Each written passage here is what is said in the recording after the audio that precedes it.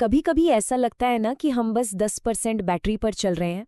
मतलब 8 घंटे की नींद भी हो गई, कॉफी भी पी ली, फिर भी ऐसा लगता है जैसे अंदर से कुछ खाली है। ये सिर्फ शरीर की थकान नहीं है, ये गहरी एक एनर्जी की कमी है। तो इस एनर्जी क्राइसिस का हल क्या हो सकता है? खैर, एक बहुत ही साहसिक, एक बहुत ही बोल्ड प्रस्ताव है जो इस समस्या को सिर्फ एक इंसान के लेवल पर नहीं बल्कि पूरी मानवता के लेवल पर देखता है।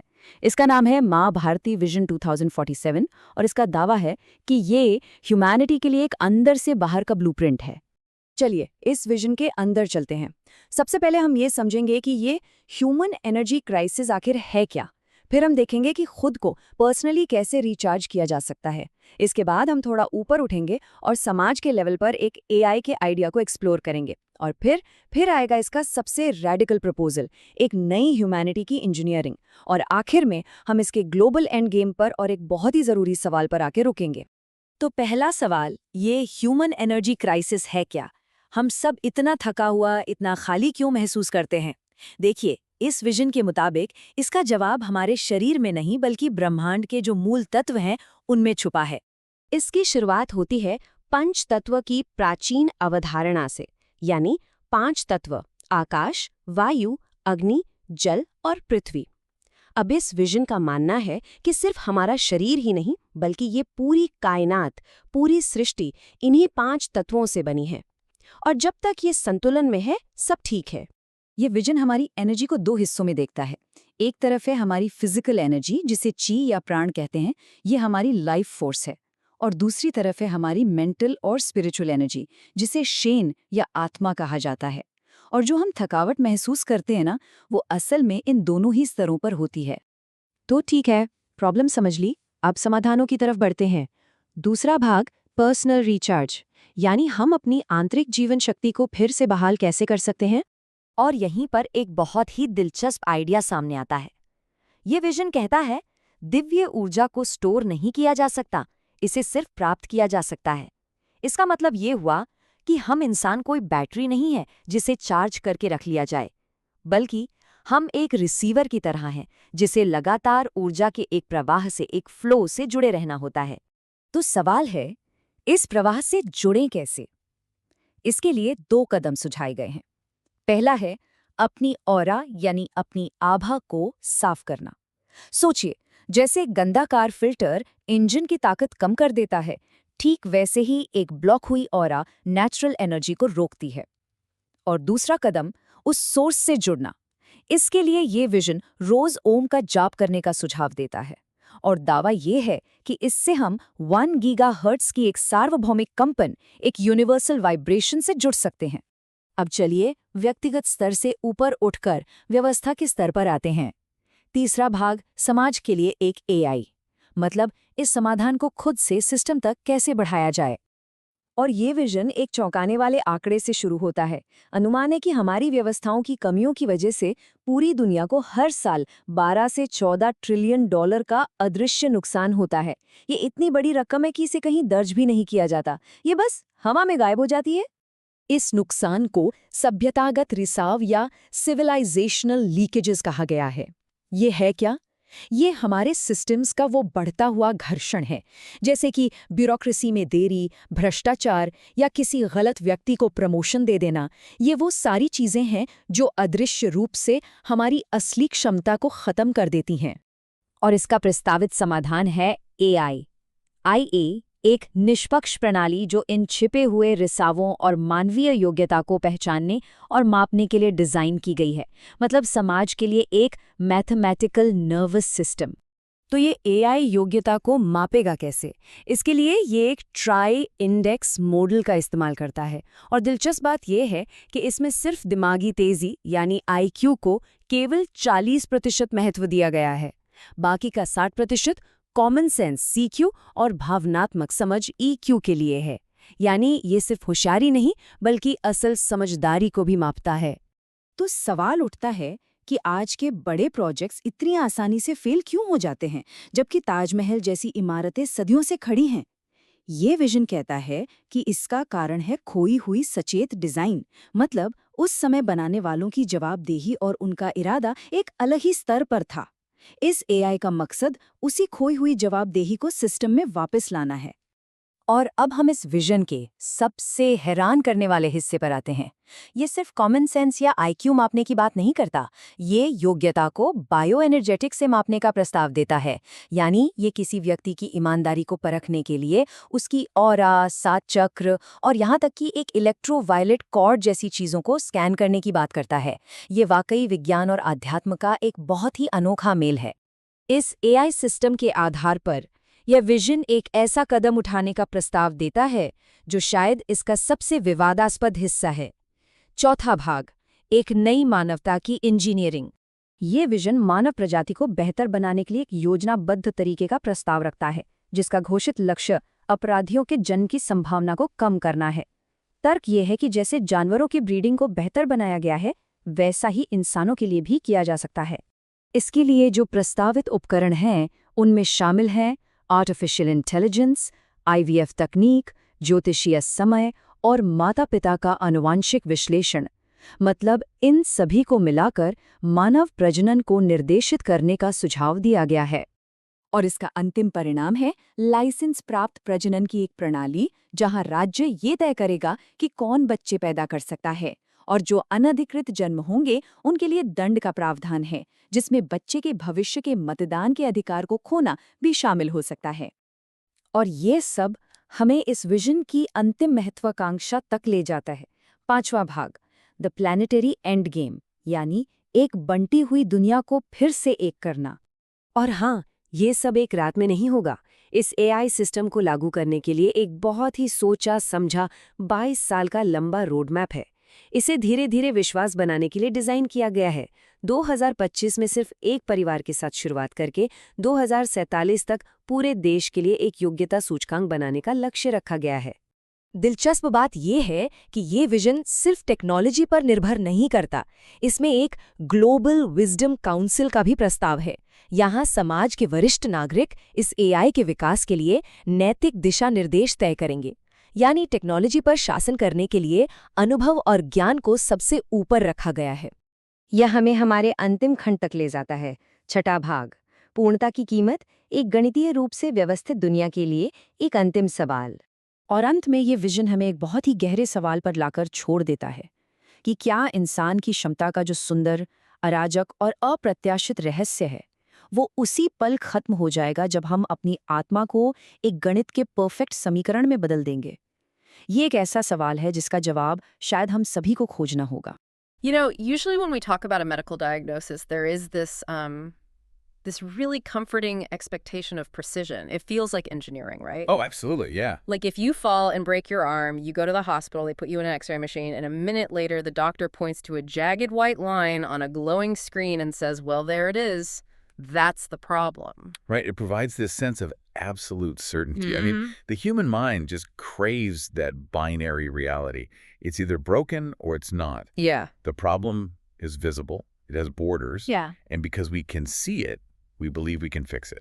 But the moment you step out of the orthopedic ward and into the realm of, say, human consciousness or neurodevelopment, trauma, or even just general life dissatisfaction, that X-ray machine just completely shatters. It really does. It's totally useless. Right. We find ourselves wandering into a diagnostic landscape that is entirely murky. I mean, there are no clear white lines on a screen to explain why you woke up feeling completely devoid of purpose this morning, or why a perfectly healthy person suddenly develops a neurological tremor. And that ambiguity is terrifying, especially for a society that has spent the last, century optimizing absolutely everything.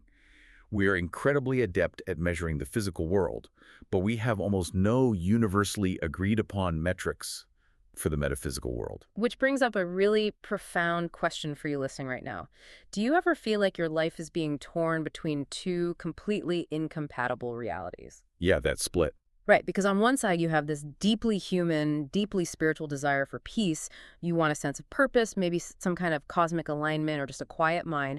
But on the other side, you are operating in a hyper-fast, hyper-technical, data-driven reality where absolutely everything you do is tracked, measured, and optimized. It's the defining friction of our era, honestly. Right. You want the serenity of an ancient monk, but you expect it to be delivered with the seamless, quantifiable efficiency of a smartphone app. Exactly. We treat these two desires as mutually exclusive. You do your data analytics at the office, and you try to find your spiritual center on a weekend retreat, sort of hoping the two worlds never collide.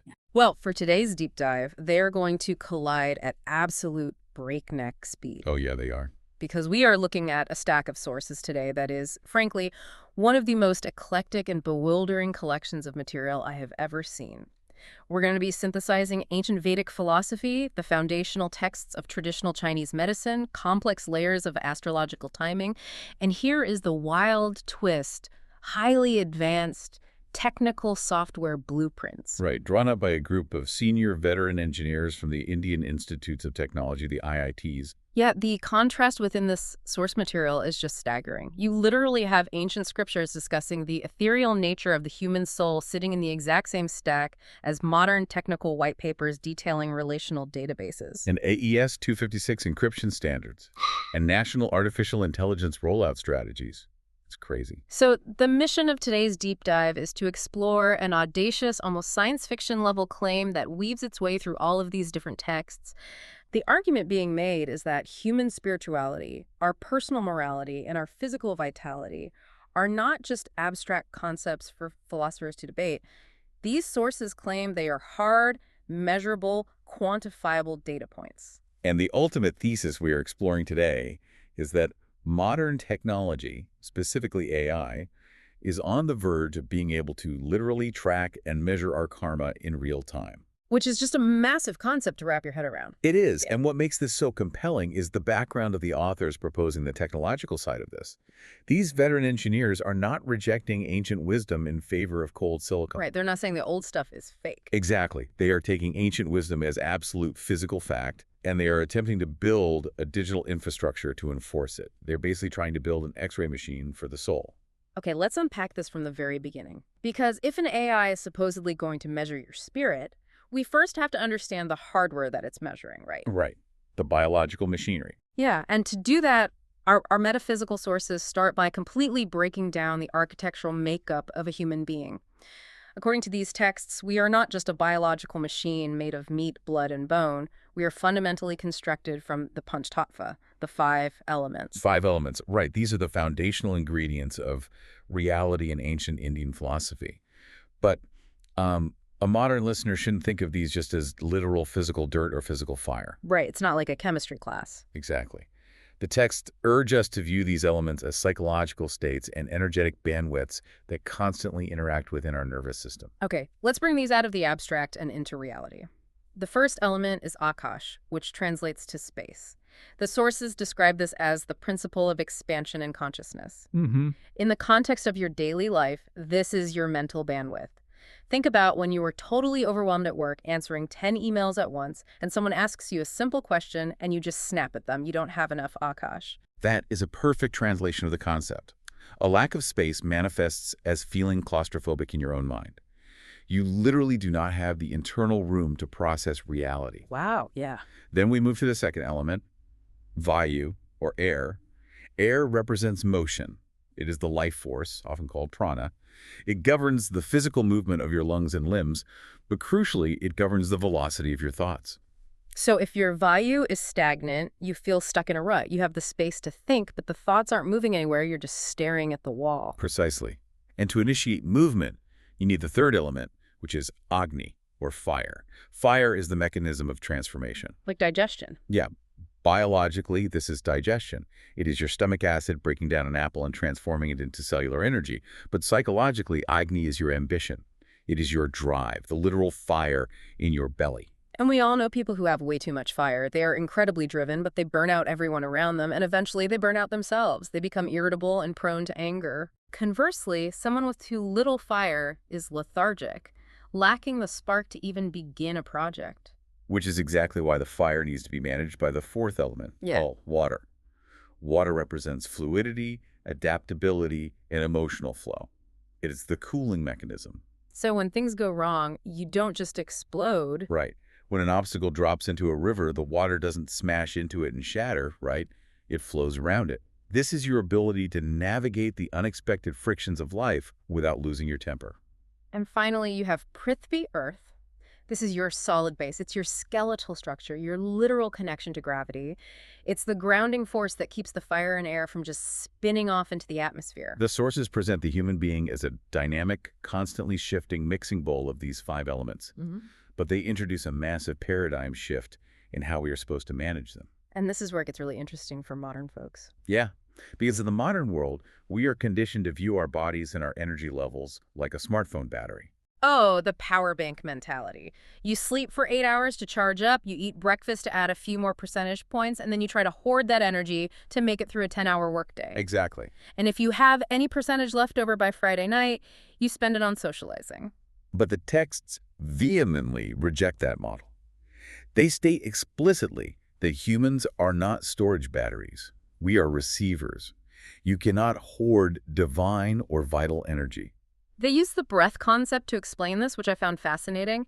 Like, you can't take a massive deep breath of air on Sunday morning and tell your body, okay, save a little bit of that oxygen for Thursday afternoon. Right, it doesn't work like that. The air must be received constantly, moment to moment. And this reframing is vital for understanding human exhaustion.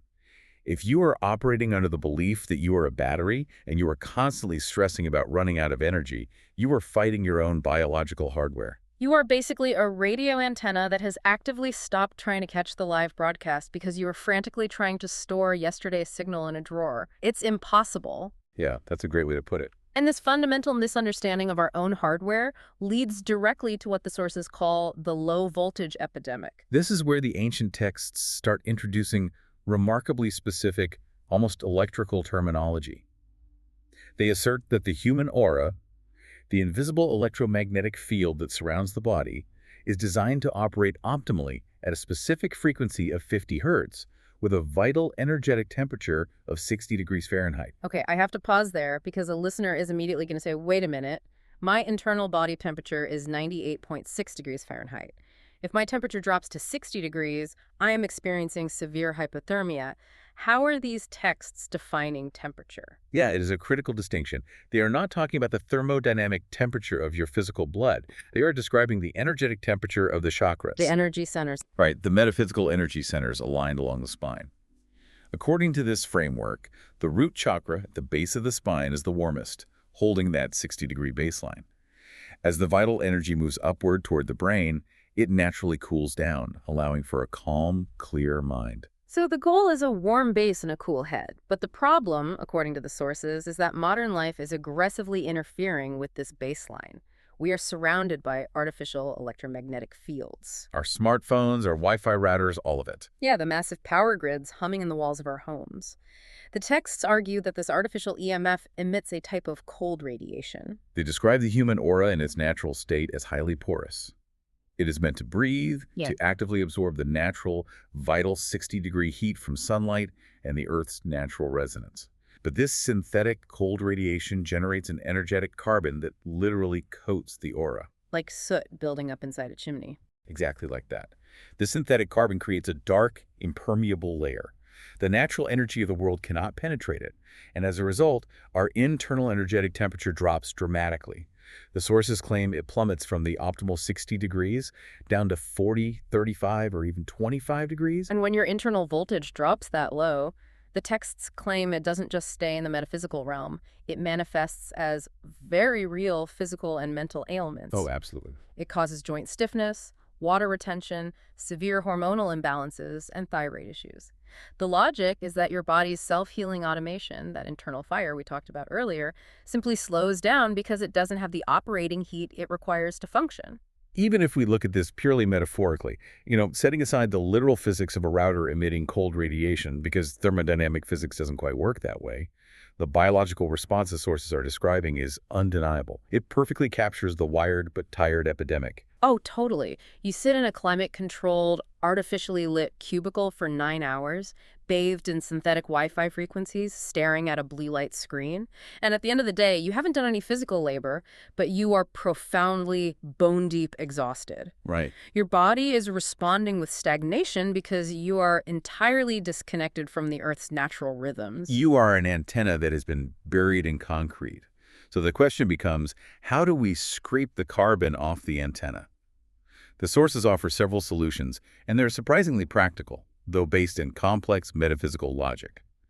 The first is a highly specific 50-gram saltwater bath. But why 50 grams exactly, and why salt? Well, salt has been recognized as a universal purifier across almost every ancient tradition, but here it is used for its specific osmotic and conductive properties. The texts explain that as we navigate the world, we form invisible parasitic energy cords with the people and environments we interact with. Oh, we've all experienced this. You go to a party or you have a meeting with a highly anxious or negative colleague, and even if you don't argue with them, you walk away feeling completely drained. Yeah, they act as an energy siphon. Right. And the salt bath is prescribed as a way to physically and energetically sever those cords. The salinity matches the internal salinity of the human body, creating an osmotic pull that draws out the stagnant energy. It effectively washes the carbon layer off the aura and resets its porous nature. But the salt bath is just maintenance. The ultimate connection, the real fix for the low-voltage epidemic, relies on chanting. Specifically, chanting the sound Om to connect to what the sources describe as a 1 gigahertz spiritual cord. Yes. They visualize this cord as an electroviolet, 1-foot disc hovering just above the human head. This is where the texts synthesize ancient visualization with modern electrical engineering concepts. They claim the divine cosmic energy operates at this incredibly high frequency of 1 gigahertz. But if that raw frequency hit your physical nervous system, it would overload the circuits. So it has to be stepped down. Yeah, like an electrical transformer on a power pole outside your house, taking high voltage power from the grid and stepping it down so it doesn't blow out your television. Okay, that makes sense. The texts claim this 1 gigahertz energy enters through the crown of the head, and as it passes into the Ajna chakra, the third eye, the chanting of Om acts as a transformer, stepping the energy down to the 50 hertz frequency that the human biological organs can safely process. Now, there is a really fascinating warning buried in these texts about what disrupts this connection. They strongly advise against wearing certain metals, and they specifically single out diamonds. Yeah, that part is wild. They claim that wearing diamonds severely lowers your energetic frequency. The reasoning provided is fascinating. A diamond is an incredibly dense, rigid carbon lattice. It refracts light beautifully, but in the context of these energetic frequencies, the texts argue that its rigid structure acts as active interference. It scrambles the signal. Exactly. It scrambles the signal between that 1 gigahertz cosmic source and your 50 hertz biological receiver. It's such a brilliant inversion of how modern society views value. I mean, we view diamonds as the ultimate symbol of wealth, status, and success. But this framework frames our greatest status symbol as a literal biological hazard that is actively blocking your spiritual reception. It forces you to ask what you are willing to trade for status. Are you willing to wear a beautiful rock if it means your internal radio antenna is constantly filled with static? But this brings up a massive mechanical question for me. If the aura is this external antenna receiving a 50 hertz signal, how does that invisible metaphysical energy actually translate into a physical action? Right. How does it move the meat? Yeah. How does the invisible ghost actually drive the biological machine of the human brain? That is the crucial bridge to cross. To explain that translation, our sources pivot heavily into the foundational concepts of traditional Chinese medicine, or TCM. We are going to look at what we can call the neurology of the soul. Let's get into it. TCM introduces two concepts that we need to define right up front, Shen and Qi. Right. So Shen is a massive concept. It translates roughly to the mind, the spirit, or the emotion. It is the seat of consciousness. It is the architect of your intent. Okay. Qi, on the other hand, is the process. It is the life force, the actual fabric of creation that moves physical things. So Shen is the desire to build a house. Qi is the physical labor required to lay the bricks. And the texts get incredibly granular here. They don't just say, oh, you have a soul. They break the operational mechanics of the soul into two distinct halves, the ethereal soul and the corporeal soul. This binary framework is remarkably useful. The ethereal soul is responsible for metaphysical movement.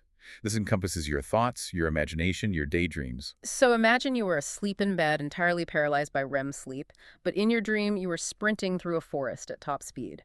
Your physical body is completely motionless, but your ethereal soul is exhibiting massive amounts of movement. Exactly. It operates entirely independent of physical gravity or limitation. Meanwhile, the corporeal soul handles the heavy lifting of the physical world. It governs your five senses, the beating of your heart, the physical contractions of your muscles, and the movement of your limbs. Okay, so we have the architect and the builder. But here is where the sources do something truly mind-blowing. They take these ancient, seemingly poetic concepts of Shen and Qi and the two souls, and they map them directly onto the structural anatomy of modern neurology. Yes, they align this entirely with the brain's gray matter and white matter. Which is wild. Let's look at the biology for a second. In modern neurology, gray matter makes up the outer layer of the brain. It contains the neural cell bodies, the nucleus of the neurons. This is where electrical impulses and information are actually generated. The source texts map this generation of impulses directly to the liver, which in the TCM elemental framework represents the wood element. So the liver, acting as the wood element, is responsible for the initial spark. It is the initiation of movement. Whether that movement is the physical urge to raise your hand to ask a question, or the metaphysical spark of suddenly remembering where you left your keys, that genesis happens in the gray matter, fueled by the wood element. But generating a spark in the gray matter doesn't accomplish anything if that spark cannot travel to its destination. The signal has to get to your hand. That is where the white matter comes into play. Right. White matter consists of the axons, which are coated in a myelin sheath. Think of the myelin sheath like the thick rubber insulation wrapped around the copper wires in the walls of your house. It prevents the electricity from leaking out, allowing the impulse to travel rapidly and efficiently across vast distances of the brain and body. And the sources dictate that this white matter conduction is governed by the heart, which represents the fire element. Fire provides the continuous, sustained movement and the clear direction. So the liver generates the initial impulse, but the heart conducts it safely down the wire. But wait, if we are looking at actual biology, nerve cells do not form one continuous, unbroken copper wire from your cerebral cortex all the way down to your big toe. No, they don't. A nerve cell ends, and there is a physical gap before the next nerve cell begins. That gap is the synapse. The electrical spark literally has to jump across an empty space. The synaptic gap. This is where the ancient texts show an almost prophetic understanding of modern biology. In the TCM framework, they categorize this empty gap as the Earth phase. Earth is always seen as the transitional phase between different states of being. It is the damp, humid soil between the fire and the wood. And to cross that physical gap without losing its electrical charge, the body can't just throw raw electricity across the void. It relies on a chemical bridge. It uses neurotransmitters, things like dopamine, serotonin, acetylcholine. These chemicals are stored in tiny little sacs called vesicles at the end of the nerve. And here is the grand synthesis. What triggers those vesicles to open up and secrete the neurotransmitters across the gap? It requires blood flow. And what organ is solely responsible for pumping that blood? The heart. Exactly. The sources argue that because the heart must physically pump the blood to these microscopic synaptic vesicles to generate the neurotransmitters that allow the entire nervous system to communicate, the heart is the undisputed emperor of the entire mind-body connection. Let's pause and think about the medical implications of this. Because if this mapping is accurate, it completely upends how we treat disease. If a patient comes in with a deeply rooted, stubborn physical symptom, simply treating the site of the symptom is entirely useless unless you first treat the emperor. You have to treat the heart. Yes, which rules their emotional state and their metaphysical reasoning. It radically changes our perspective on neurodegenerative diseases. Take a condition like a severe tremor or Parkinson's disease. Modern medicine views this primarily as a mechanical failure of the brain's hardware, a lack of dopamine production. But in this TCM framework, a tremor is classified as a heart fire conduction issue occurring within the white matter. The liver is still generating the spark just fine. But the fire element, the insulation, is damaged or erratic, so the signal stutters as it travels down the wire. The tremor is the visible manifestation of a stuttering spark. Wow. And conversely, full paralysis would be classified as a liver wood generation issue within the gray matter. The white matter wires might be perfectly healthy and fully insulated, but the liver has failed to generate the initial spark to send down the line. It is a profound way to view the intersection of emotional trauma and physical disease. If your heart, your emotional center, the emperor, is deeply stressed, grieving, or traumatized, it physically fails to nourish those synapses with adequate blood flow. The neurotransmitters dry up. Exactly.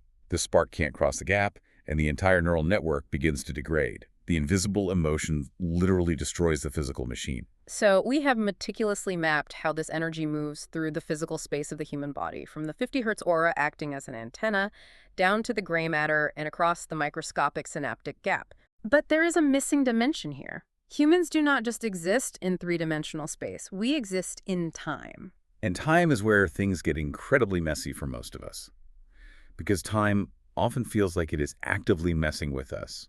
We have to look at how this metaphysical energy moves through time and why our lives seem to cluster around periods of intense, seemingly random chaos or sudden, inexplicable success. We've all experienced this clustering effect. Think about your own life. You can go 5 or 6 years where absolutely nothing changes. You go to the same job, live in the same apartment, date the same person. It's a flat line. Yeah. And then suddenly, in a single 30-day window, you get a massive promotion, your partner proposes to you, and your landlord evicts you because they are selling the building. Everything explodes all at once. Why does the universe batch process our lives like that? That question brings us to the third major pillar of our source material, which is Vedic astrology. And I want to be very clear about how the sources present this. They do not present astrology as a mystical fortune-telling trick you read in the back of a magazine. They present it as a highly structured cosmic clock, an incredibly complex mathematical blueprint of timing. And the very first thing the texts do is completely dismantle the modern myth of the universally good year. You hear people say this every December, oh, 2025 was terrible, but 2026 is going to be my year. I'm guilty of that. We all are. The underlying assumption is that there is a single dial of destiny, and when it turns to good, your health, your finances, and your relationships will all perfectly align in harmony. The Vedic framework states that this is mathematically and fundamentally impossible. Human life does not operate on a single dial. It operates simultaneously across 4 distinct, constantly rotating layers of timing. So it's way more complex. Much more. If you want to understand why a chaotic event happens, you have to look at the exact intersection of these 4 layers. Okay, let's break down this cosmic mixing board. Layer 1 is the dasha. Think of this as the overarching budget or the macro theme of your life at any given moment. And these periods are not short, they are massive chapters. Depending on the exact coordinates of your birth chart, you might enter a dasha ruled by the planet Jupiter that lasts for 16 years. Jupiter represents expansion, higher learning, wealth, and wisdom. So for those 16 years, the overarching backdrop, the prevailing winds of your life, is geared toward growth. Right. But the dasha is just the promise.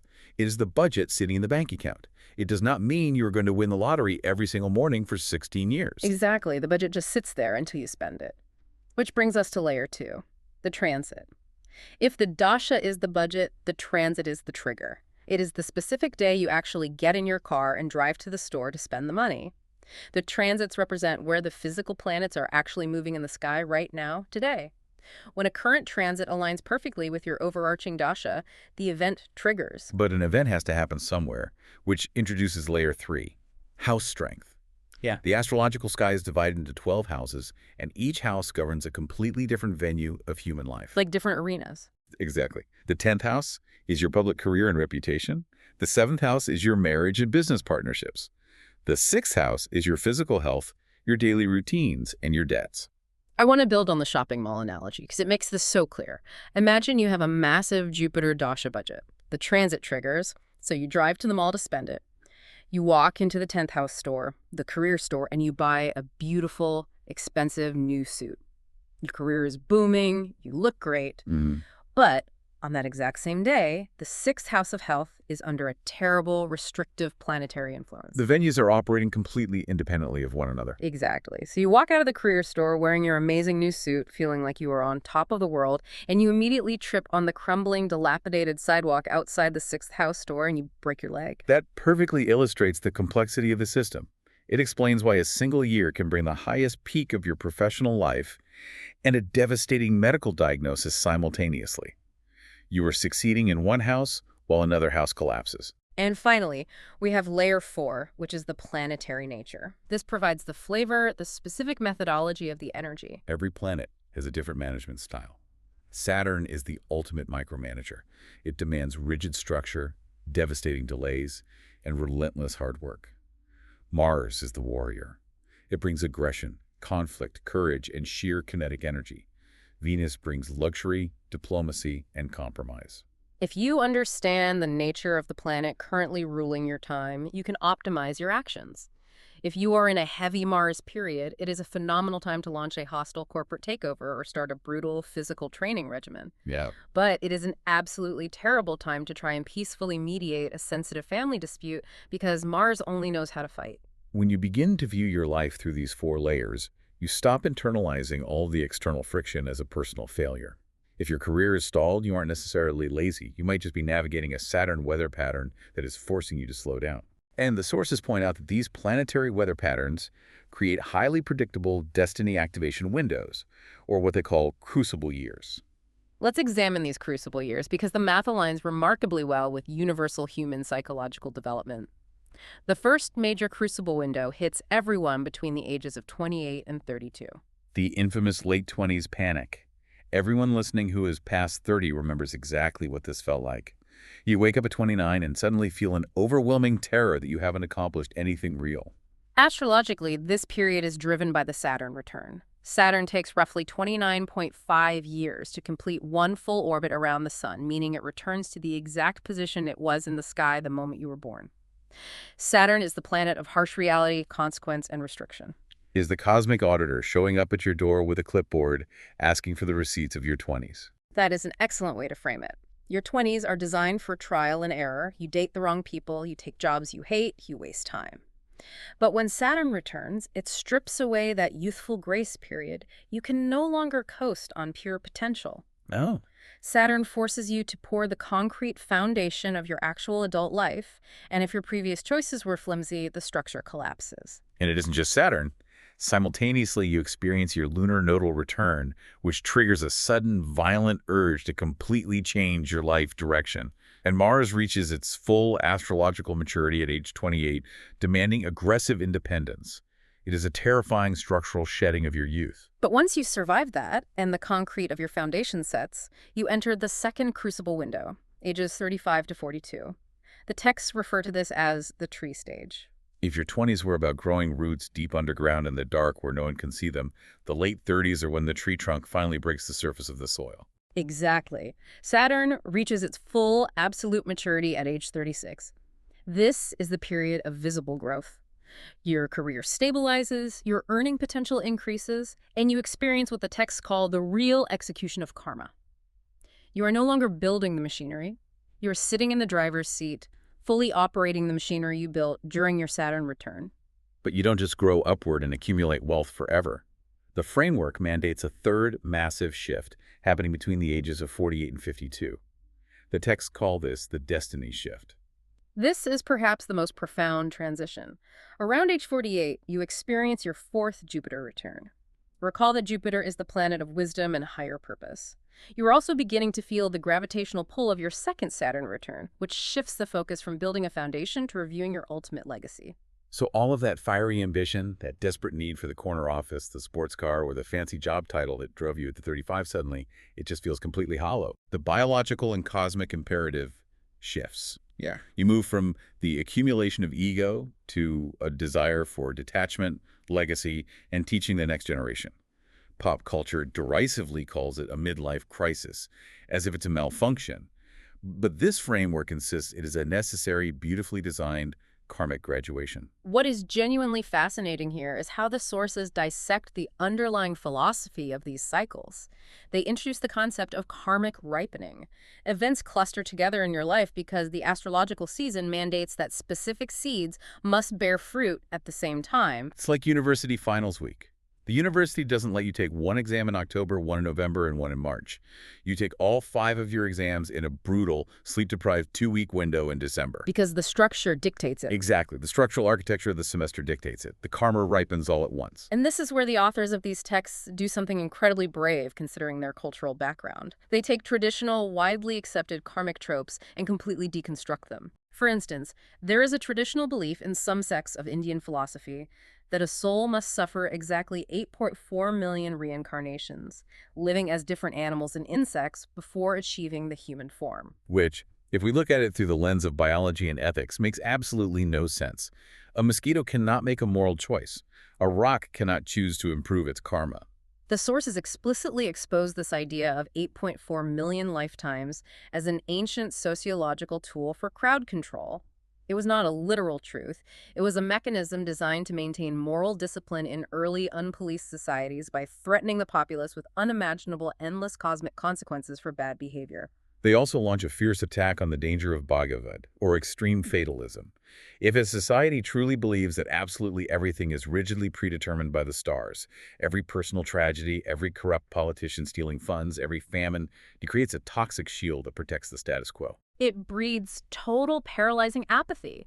I mean, why would you ever fight against a corrupt system or try to invent a new technology if you believe the universe preordained the corruption from the beginning of time? Right. The authors argue vehemently that this brand of fatalism destroys civic responsibility. And they pair this sociological warning with a psychological one, the biological and cosmic trap of seeking permanent happiness. This is vital for modern listeners to hear. Psychologists call it hedonic adaptation.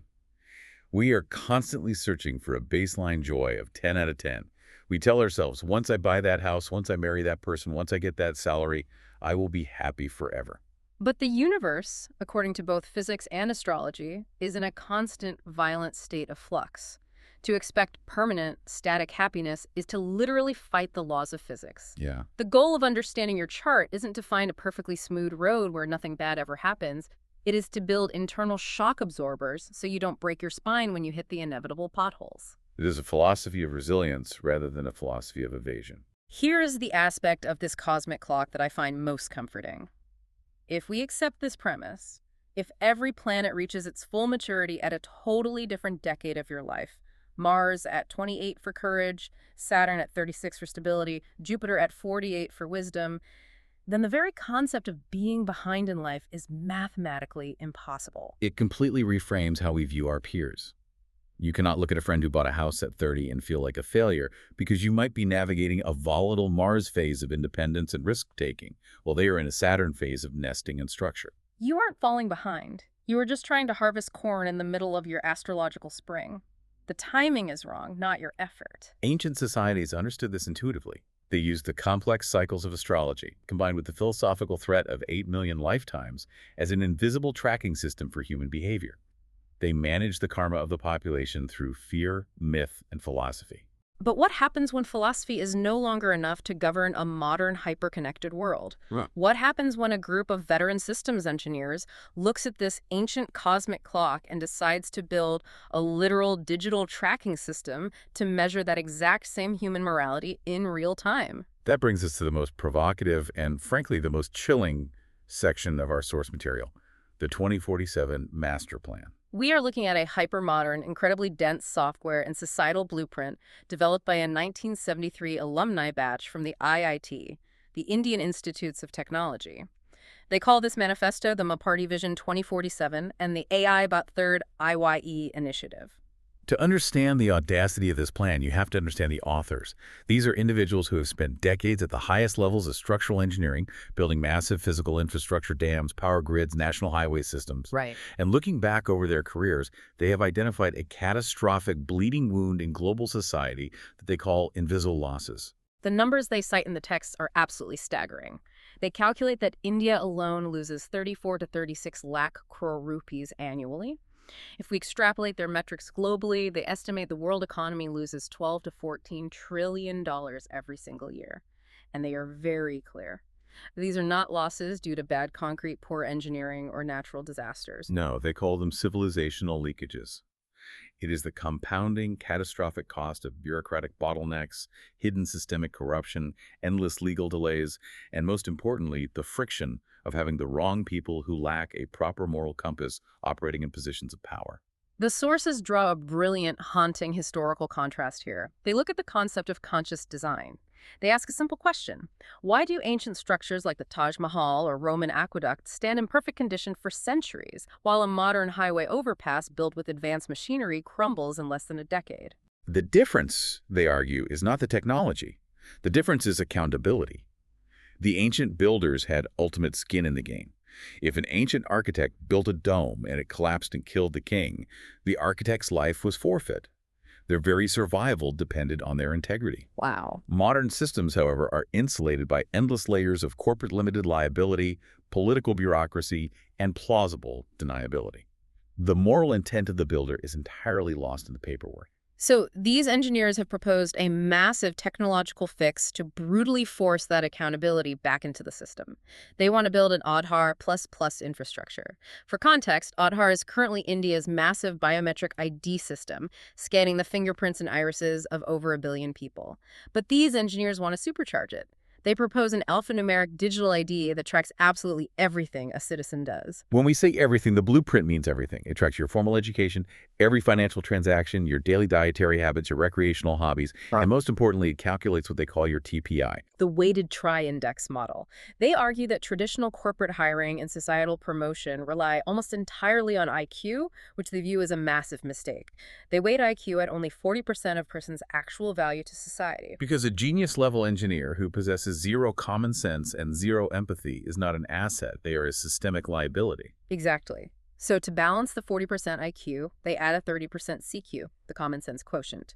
This measures a person's practical logic, their street smarts, and their ability to adapt to sudden changes. And the final 30% is the EQ or MQ, the emotional or merit quotient. This is the hard measure of your personal integrity, your empathy, and your ethical consistency under pressure. But here is where we hit the science fiction wall. How exactly does an artificial intelligence measure your internal ethical consistency? I can understand an AI scanning my bank records to see if I pay my taxes, but the blueprint goes much further. The text explicitly proposed that the AI will use biosignal data and literal aura and chakra measurements to calculate your moral score in real time. This is the ultimate, terrifying synthesis of the ancient and the modern that we have been building toward. The authors hypothesize that a corrupt mind, a person actively engaging in deceit, malice, or unethical behavior, will physically exhibit a degraded electromagnetic frequency. Their physical aura will show the carbon of their actions. I push back hard on this. Are they suggesting that my Apple Watch or camera on a street corner is going to read my chakra temperature? How does an AI sensor read an invisible 50 Hz energetic frequency? The text suggests that the AI doesn't need to see the invisible energy. It only needs to read the biological exhaust that the energy produces. Our modern biowearables are already incredibly advanced. They track heart rate variability, galvanic skin response, microfluctuations in body temperature, and vocal stress patterns. Oh, I see. The blueprint implies that the AI will correlate this highly granular biological exhaust to the 50 Hz energetic baseline. If you lie, your skin resistance changes, your microexpressions shift, your energetic temperature drops, and the AI logs it. Okay, so if I eat a terrible lunch, get stuck in traffic, get stressed out, and snap at a junior colleague, my national aura score drops. Because as brilliant as the mathematical logic is, this sounds like a surveillance nightmare. We are essentially creating a digital karma police. Yes. We are replacing an unknowable cosmic judge with a Silicon Valley algorithm. What happens when the algorithm decides I am no longer ethically viable to hold a bank account? The authors of the blueprint are acutely aware of this exact fear. They know it sounds like an Orwellian dystopia. That is why they explicitly position the AI.3rd.EYE as an opt-in mirror, not a weapon. An opt-in mirror. Come on. We both know exactly how opt-in works with national infrastructure. At first, it's a fun app that gives you a neat little score. 5 years later, the banks decide they only want to lend to people with high merit scores. Right. 10 years later, you literally cannot get a mortgage, a job, or a passport unless your aura score is actively uploaded to the national grid. The text has to address the coercive nature of systemic adoption. They attempt to address that friction through the timeline. They argue that this cannot be mandated overnight. The rollout plan is meticulously phased over a 22-year period specifically to build undeniable public trust. They are aiming for a full national grid by 2047, but phase 1 is microscopic. Phase 1 is wild. They want to start the entire system with a single nuclear family of 4 to 6 people, tracking them for 6 months. It is the ultimate systemic stress test.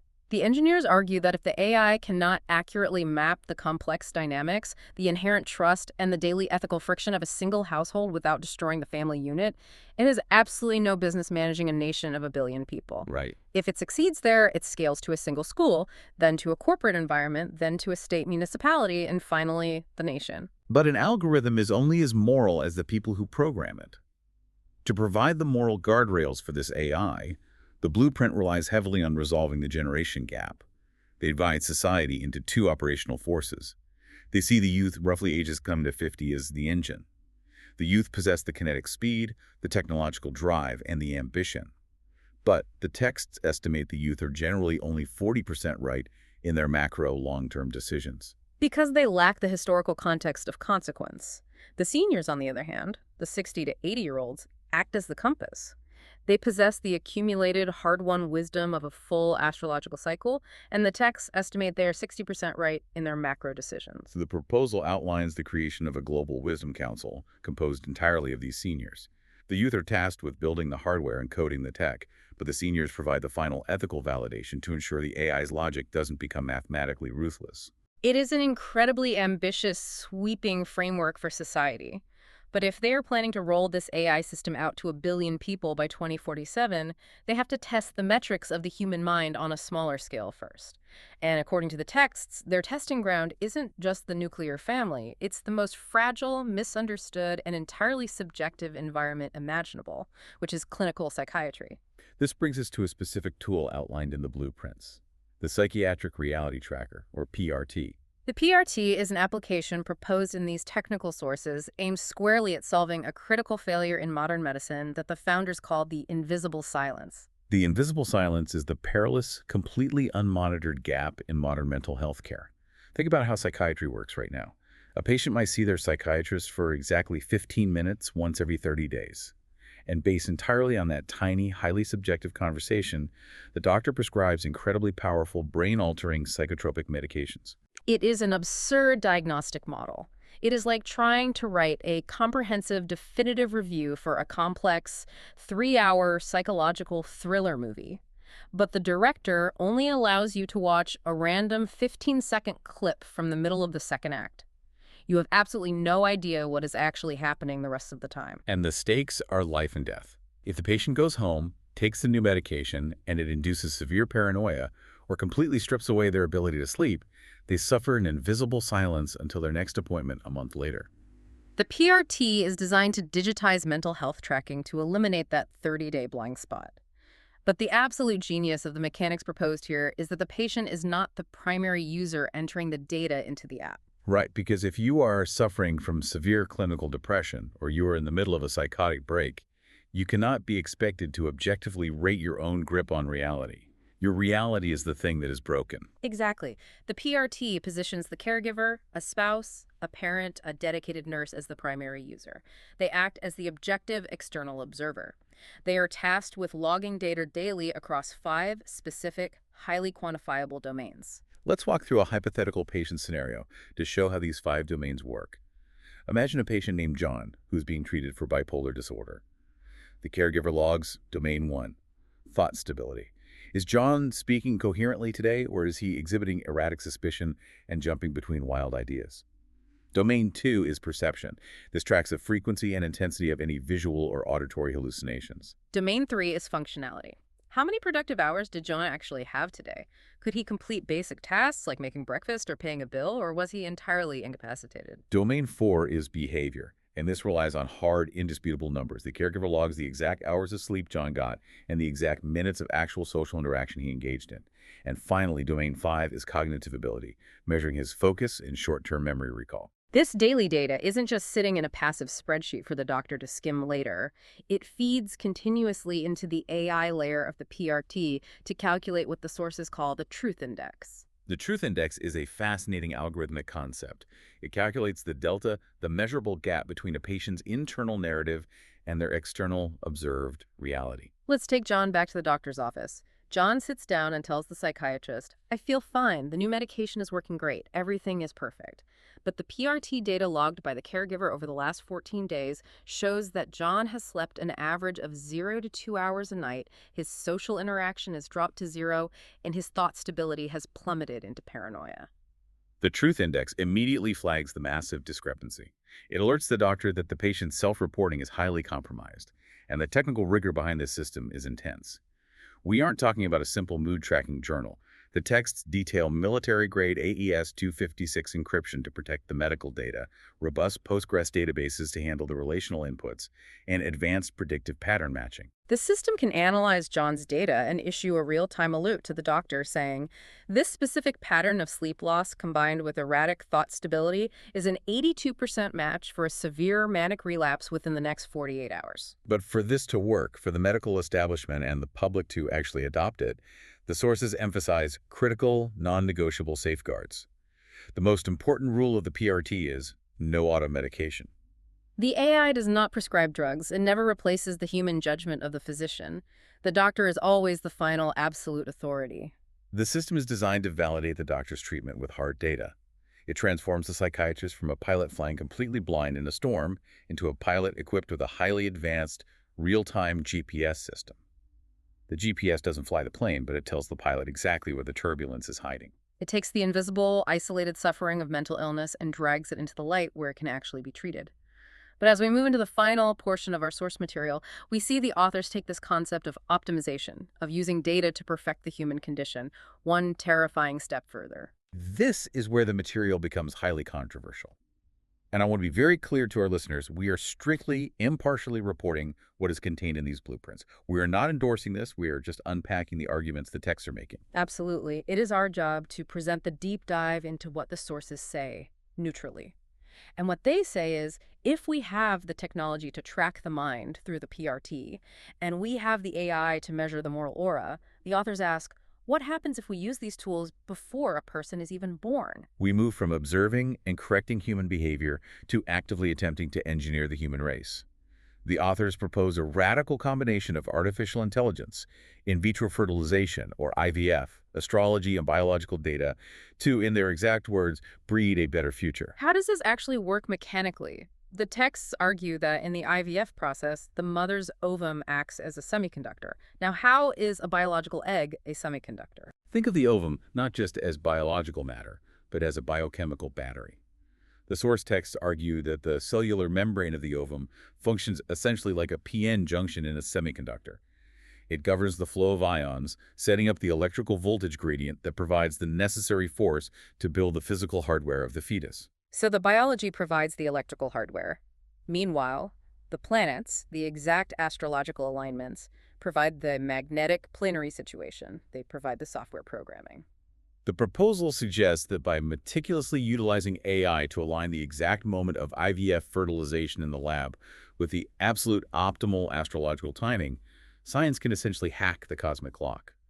They believe they can guarantee the incoming soul has the ideal planetary magnetism for high intelligence, empathy, and civic duty. They are trying to literally schedule destiny in a petri dish. But the texts go much, much further than just timing a pregnancy to get a smart kid. They suggest extreme, draconian societal filtering to actively remove elements they view as a cancer to the nation, specifically terrorism, corruption, and anti-nationalism. The authors propose utilizing the AI to analyze what they call genetic memory. They believe the AI can trace ancestral data and biometric markers to identify latent criminal traits or antisocial tendencies in potential parents. And here is the truly shocking part. The blueprint explicitly suggests that the state should grant procreation licenses. Only individuals statistically deemed non-criminal and ethically sound by the AI's Truth Index would be legally allowed to have children. If your score is too low, the state denies you the right to reproduce. And this structural gatekeeping extends far beyond reproduction into basic civic rights. The texts argue for stripped voting rights entirely from individuals who do not pass a standardized AI-monitored test proving their love for the country. Again, we're just reporting what's in the text here. They argue that a democracy cannot survive if it allows people who actively hate the nation to vote on its leadership. But who writes the test? Who defines love for the country? The potential for political weaponization here is absolute. It is a blueprint for total societal control. They also advocate for bringing back ancient forms of collective punishment to enforce moral behavior.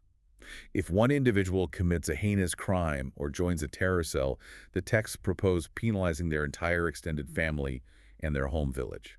We are talking about cutting off the water supply, severing the electricity grid, and freezing the bank accounts of the criminal's parents, siblings, and neighbors.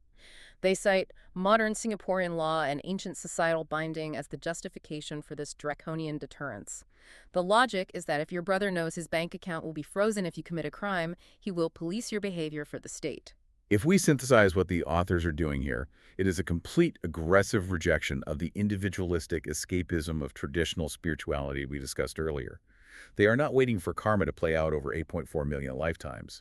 They are proposing a hyper-aggressive form of responsibility-centered ethics, where karma is strictly, systemically, and instantly enforced by the state in the present moment. They even critique the modern media landscape in the sources, demanding a legislative ban on open-ended news channels. They argue that allowing news anchors to host screaming debates without officially concluding the narrative allows false, one-sided, anti-national narratives to flourish in the minds of the public.